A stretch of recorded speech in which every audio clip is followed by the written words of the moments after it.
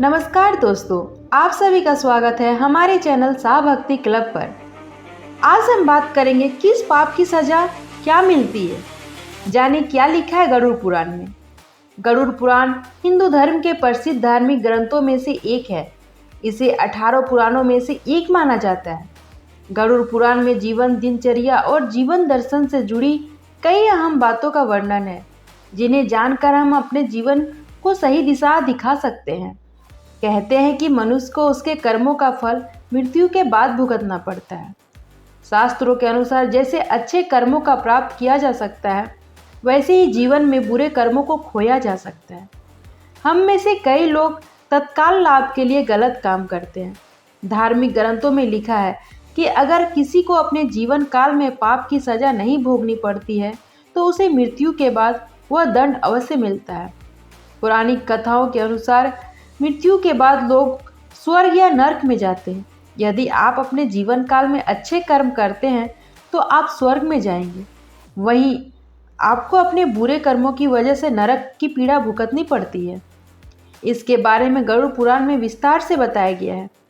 इसमें यह भी बताया गया है कि बुरे कर्म करने पर व्यक्ति को मृत्यु के बाद कौन सी सजा मिलती है और कौन सा नरक भोगना पड़ता है।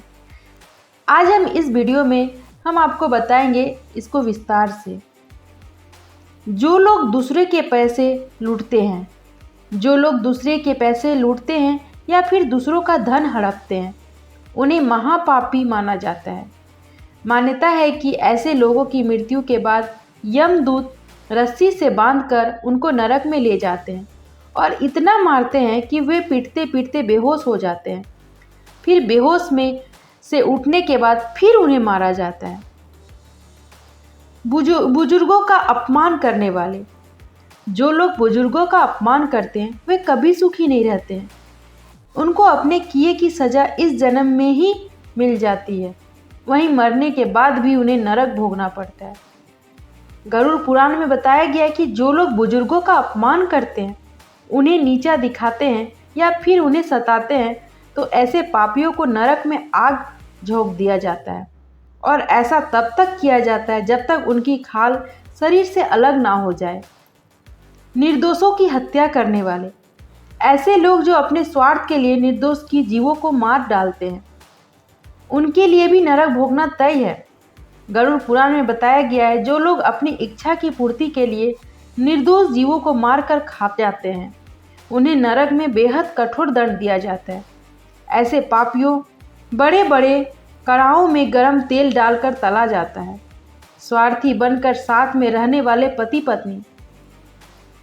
कहते हैं ऐसे पति पत्नी जो एक दूसरे के साथ केवल तब तक रहते हैं जब तक एक दूसरे की ज़रूरत है, या फिर केवल तब तक साथ रहते हैं जब तक एक दूसरे के पास पैसे और उपभोग कर सकते हैं।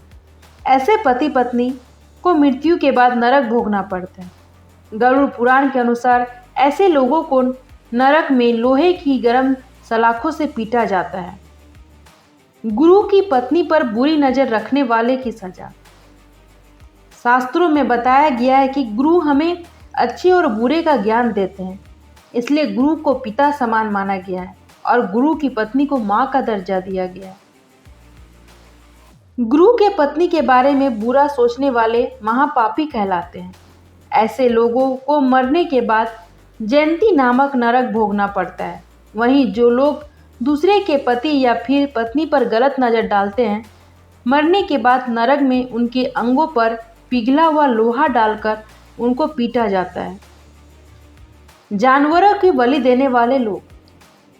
गरुड़ पुराण में बताई गई है धर्म कर्म की बातों में यह भी कहा गया है जो लोग जानवरों की बलि चढ़ा के बाद में उनके मांस का सेवन करते हैं, ऐसे लोगों को नरक में लाकर जानवरों के बीच में ही छोड़ दिया जाता है।